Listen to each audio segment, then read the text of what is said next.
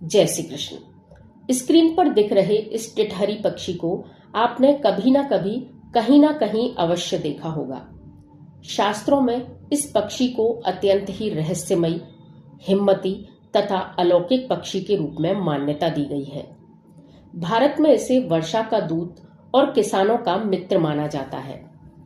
यह पक्षी मार्च से अगस्त के मध्य में अंडे देती है और लगभग वर्षा ऋतु की समाप्ति तक इसके अंडों से बच्चे निकलते हैं। तो इस पक्षी ने कहां और कितने अंडे दिए हैं, इससे शकुन बनाकर बहुत सी बातों का पता लगाया जाता है।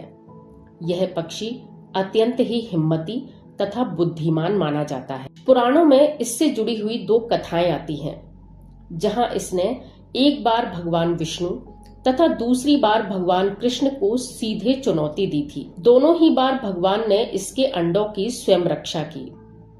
इसे शुभ व अशुभ दोनों ही पक्षी के रूप में देखा जाता है, लेकिन क्यों, आइए जानते हैं। वीडियो में अंत तक बने रहिए ताकि इस पक्षी के विषय में संपूर्ण वैज्ञानिक, पौराणिक आधारों पर तथा कथाओं और मान्यताओं के विषय में सभी बातों को आप जान सकें। पहली कथा पुराणों से आती है। इसमें एक बार टिटहरी ने अपने पति के कहने पर समुद्र किनारे ही अपने अंडे दे दिए। यह बात समुद्र देव को अच्छी नहीं लगी और उन्होंने इसे इस छोटे से पक्षी का अभिमान माना। घमंड में आकर समुद्र देव ने अपनी लहरों से उसके अंडों को बहा दिया। यह देखकर टिटहरी रोने लगी और उसने क्रोध में आकर रोते रोते यह कहकर समुद्र में रेत भरना प्रारंभ कर दिया कि मैं इस समुद्र को संपूर्ण रूप से सुखाकर अपने अंडे वापस ले लूंगी। वहीं टिटहरा अपनी पत्नी टिटहरी की इस तरह की दशा देखकर पक्षीराज गरुड़ के पास पहुंचा और प्रार्थना की, हे प्रभु, समुद्र ने घमंड में आकर मेरे अंडे नष्ट कर दिए। आप पक्षियों के राजा हैं, मुझे मेरे अंडे वापस दिलाइए।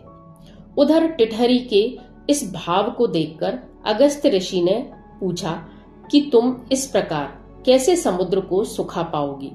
लेकिन टिटहरी रोते रोते अपने कार्य को करती रही। दया से भरकर अगस्त्य ऋषि ने समुद्र को पीना प्रारंभ कर दिया।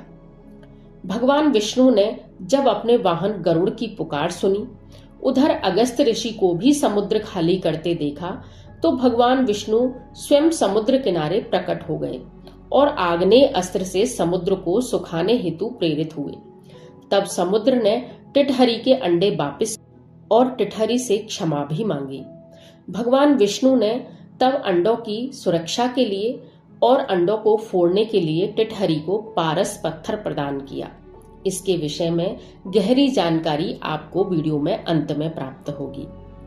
इसी प्रकार महाभारत युद्ध के समय टिटहरी ने कुरुक्षेत्र के मैदान में अपने अंडे दिए थे। जब युद्ध का बिगुल बजा, इंसान, हाथी, घोड़े, हथियार इत्यादि चारों ओर से जुटने लगे, तब टिटहरी को अंडों के लिए खतरा महसूस हुआ और टिटहरी ने भगवान कृष्ण को रो रो कर श्राप देना आरंभ कर दिया। तब भगवान ने गजघंट गिराकर टिटहरी के अंडों की स्वयं रक्षा की थी तथा साथ ही टिटहरी को यह वरदान भी दिया कि इस संसार में तुम्हारी कुरुक्षेत्र को छोड़कर कहीं भी मृत्यु नहीं होगी।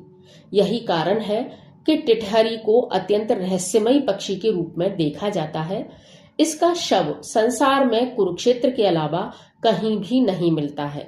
ऐसी मान्यता है कि टिटहरी अपने प्राण कुरुक्षेत्र में ही जाकर त्यागती है, अन्य कहीं भी इसकी मृत्यु किसी भी हाल में नहीं होती है। इन दोनों कथाओं से ही इस पक्षी से जुड़े शुभ व अशुभ शकुन निकलते हैं। आइए जानते हैं। इस पक्षी को टिटहरी, टिटौड़ी, टीटरी, संस्कृत में टिट्टिव इस प्रकार के नामों से जाना जाता है। मान्यता है कि यह यदि घर की मुंडेर पर आकर बोलने लगे तो जल्दी ही घर में कोई बुरी खबर अथवा दुर्भाग्य आता है। इसका घर की छत पर अंडे देना बाढ़ तो निश्चित ही लाता है। यह वैज्ञानिकों द्वारा भी प्रमाणित है कि जब भी इस पक्षी ने किसी घर की छत पर अथवा किसी पहाड़ पर अंडे दिए हैं, उस समय उस स्थान पर अवश्य ही बाढ़ के संकेत मिले हैं। बाढ़ ने वहां तबाही मचाई है। यह उस घर के लिए भी वीरानी या घर वालों का घर के लिए घर से जाने की पूर्व सूचना देता है। शकुन शास्त्र में यह भी विवरण आता है कि यदि टिटहरी झुंड बनाकर और गोल गोल घूमकर आवाजें निकालने लगे तो उस गांव या नगर के लिए किसी बड़ी हानि अथवा खतरे का संकेत होता है। पहले किसान टिटहरी के अंडों से बहुत से अनुमान लगाया करते थे, जैसे यदि टिटहरी नदी या तालाब के बिल्कुल बीचों बीच अथवा किनारे पर अंडे दे तो उस वर्ष अकाल पड़ता है या वर्षा कम होती है। यह पक्षी जितनी ऊंचाई पर अंडे देती है, बारिश की संभावना उतनी ही अच्छी होती जाती है। इस पक्षी का चलने का ढंग अनोखा होता है। यह अपने शरीर के अगले और पिछले हिस्से को अलग प्रकार से हिलाकर चलती है। यदि आप किसी शुभ काम के लिए घर से निकलते हैं और यह पक्षी बिना कुछ बोले अपनी मस्त चाल से चलता हुआ बाईं ओर नजर आ जाए तो यह किसी बड़े संकट के टलने का इशारा होता है। अंडों की संख्या के बारे में भी मारवाड़ क्षेत्र में एक दोहा प्रचलित है। टीटोड़ी रखे अंडा एक, तब पड़े अकाल विशेष।